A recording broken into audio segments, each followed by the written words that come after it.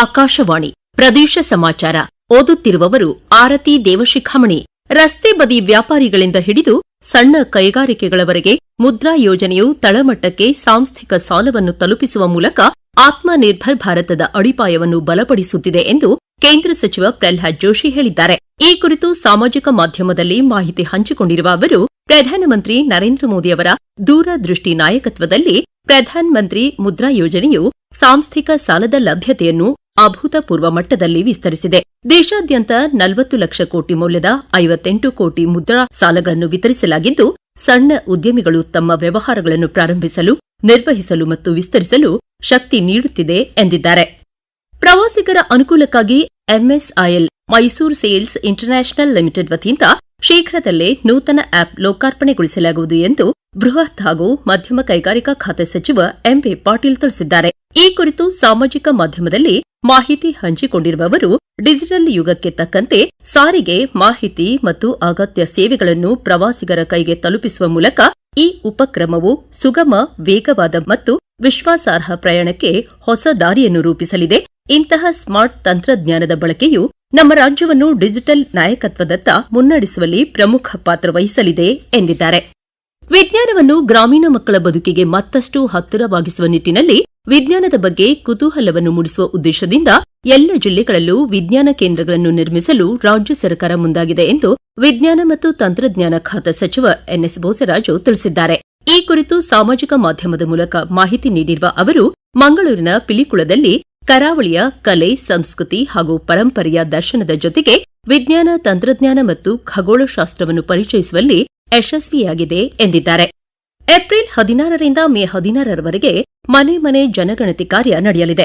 ನಿಗದಿತ ಅವಧಿಯೊಳಗೆ ಗಣತಿ ಕಾರ್ಯ ಪೂರ್ಣಗೊಳಿಸಬೇಕು ಎಂದು ಧಾರವಾಡ ಜಿಲ್ಲಾಧಿಕಾರಿ ಸ್ನೇಹಲ್ ಆರ್ ಹೇಳಿದ್ದಾರೆ. ಹುಬ್ಬಳ್ಳಿ ನಗರದ ಲ್ಯಾಮಿಂಗ್ಟನ್ ಶಾಲೆಯ ಜನಗಣತಿಯ ಗಣತಿದಾರರ ತರಬೇತಿ ಕಾರ್ಯಾಗಾರ ಕೇಂದ್ರಕ್ಕೆ ಭೇಟಿ ನೀಡಿ ನಂತರ ಮಾತನಾಡಿದ ಅವರು, ಬೇರೆ ಊರುಗಳಿಗೆ ತೆರಳಿದ ಜನರ ಮಾಹಿತಿಯು ಪುನರಾವರ್ತನೆಯಾಗದಂತೆ, ಯಾವುದೇ ಮನೆಗಳು ಗಣತಿ ಕಾರ್ಯದಿಂದ ಹೊರಗುಳಿಯದಂತೆ, ಜನರಿಂದ ದೂರುಗಳು ಬರದಂತೆ ಗಣತಿ ಕಾರ್ಯ ನಿರ್ವಹಿಸಬೇಕು. ಮನೆಗಳ ಗಣತಿ ಕಾರ್ಯದ ಕುರಿತು ಜನರಿಗೆ ಅರಿವು ಮೂಡಿಸಬೇಕು ಎಂದರು. ನಾರಿ ಶಕ್ತಿ ವಂದನಾ ಅಭಿಯಾನದ ಮೂಲಕ ಮಹಾತ್ಮ ಗಾಂಧೀಜಿಯವರ ಕನಸು ಸಾಕಾರವಾಗುತ್ತಿದೆ ಎಂದು ಕಬ್ಬು ಬೆಳೆಗಾರರ ಸಂಘದ ರಾಜ್ಯಾಧ್ಯಕ್ಷ ಹಳ್ಳಿಕೆರೆ ಹುಂಡಿ ಭಾಗ್ಯರಾಜ್ ಹೇಳಿದ್ದಾರೆ. ಚಾಮರಾಜನಗರದಲ್ಲಿ ಮಾತನಾಡಿದ ಅವರು, ರಾಜಕೀಯ ಕ್ಷೇತ್ರದಲ್ಲಿ ಮಹಿಳೆಯರಿಗೆ ಮೀಸಲಾತಿ ಮಹಾತ್ಮ ಗಾಂಧೀಜಿಯವರ ಕನಸಾಗಿದ್ದು, ಈಗ ಅದು ಸಾಕಾರಗೊಳ್ಳುತ್ತಿದೆ. ಇದು ಪರಿಣಾಮಕಾರಿಯಾಗಿ ಅನುಷ್ಠಾನಗೊಳ್ಳಬೇಕು ಎಂದರು. ಭಾರತ ದೇಶದಲ್ಲಿ ನರೇಂದ್ರ ಮೋದಿ ಅವರು ವಿಕಸಿತ ಭಾರತದೊಂದಿಗೆ ಮಹಿಳೆಯರಿಗೆ ಶಕ್ತಿಯನ್ನು ಕೊಡ್ತಕ್ಕಂಥ ರೂಪದಲ್ಲಿ ಮಹಿಳಾ ಸಬಲೀಕರಣವನ್ನು ಮಾಡತಕ್ಕಂಥ ದಿಕ್ಕಿನಲ್ಲಿ ಗ್ರಾಮೀಣ ಮಟ್ಟದಿಂದ ರಾಷ್ಟ್ರ ಮಟ್ಟದವರೆಗೂ ಚುನಾವಣೆಯಲ್ಲಿ 33% ಮಹಿಳೆಯರಿಗೆ ಕೊಡ್ತಕ್ಕಂಥ ನಾರಿ ಶಕ್ತಿ ಯೋಜನೆಯನ್ನ ಜಾರಿಗೆ ತಂದಿರತಕ್ಕಂಥದ್ದು ಬಹಳಷ್ಟ ಅನುಕೂಲ ಆಗ್ತಾ ಇದೆ. ಇದು ಪರಿಣಾಮಕಾರಿಯಾಗಿ ದೇಶದಲ್ಲಿ ಜಾರಿಯಾಗಬೇಕು ಅಂತಕ್ಕಂಥ ಒತ್ತಾಯ ಇದೆ. ಮಹಿಳೆಯರನ್ನ ಈ ದೇಶದಲ್ಲಿ ಸಮಾನವಾಗಿ ಕಾಣ್ತಕ್ಕಂಥ ಗಾಂಧೀಜಿಯವರ ಕನಸೇನಿತ್ತು ಅದನ್ನ ಸಾಕಾರಗೊಳಿಸತಕ್ಕಂಥ ನಿಟ್ಟಿನಲ್ಲಿ ಈ ಕಾಯ್ದೆ ರೂಪುಗೊಳ್ಳುತ್ತದೆ ಅಂತಕ್ಕಂಥ ಅಭಿಮತವನ್ನು ವ್ಯಕ್ತಪಡಿಸ್ತೇನೆ. ಕೇಂದ್ರ ಸರ್ಕಾರದ ಮಹತ್ವಾಕಾಂಕ್ಷೆಯ 2027ರ ಡಿಜಿಟಲ್ ಜನಗಣತಿ ಕಾರ್ಯಕ್ರಮವನ್ನು ಕೋಲಾರ ಜಿಲ್ಲೆಯಲ್ಲಿ ಯಶಸ್ವಿಗೊಳಿಸಲು ಸಜ್ಜಾಗಿರುವ ಜಿಲ್ಲಾಡಳಿತವು ಗಣತಿದಾರರಿಗೆ 2ನೇ ಹಂತದ ತರಬೇತಿಯನ್ನು ಆರಂಭಿಸಿದೆ. ಈ ಕುರಿತು ಮಾಹಿತಿ ನೀಡಿದ ಅಪರ ಜಿಲ್ಲಾಧಿಕಾರಿ ಎಸ್ಎಂ ಮಂಗಳ, ತಾಲೂಕು ಮಟ್ಟದಲ್ಲಿ ಕಾರ್ಯನಿರ್ವಹಿಸುವ ಗಣತಿದಾರರಿಗೆ ತಾಂತ್ರಿಕ ನೈಪುಣ್ಯತೆ ನೀಡಲು ಅಂತಿಮ ಹಂತದ ತರಬೇತಿ ನೀಡಲಾಗುತ್ತಿದೆ.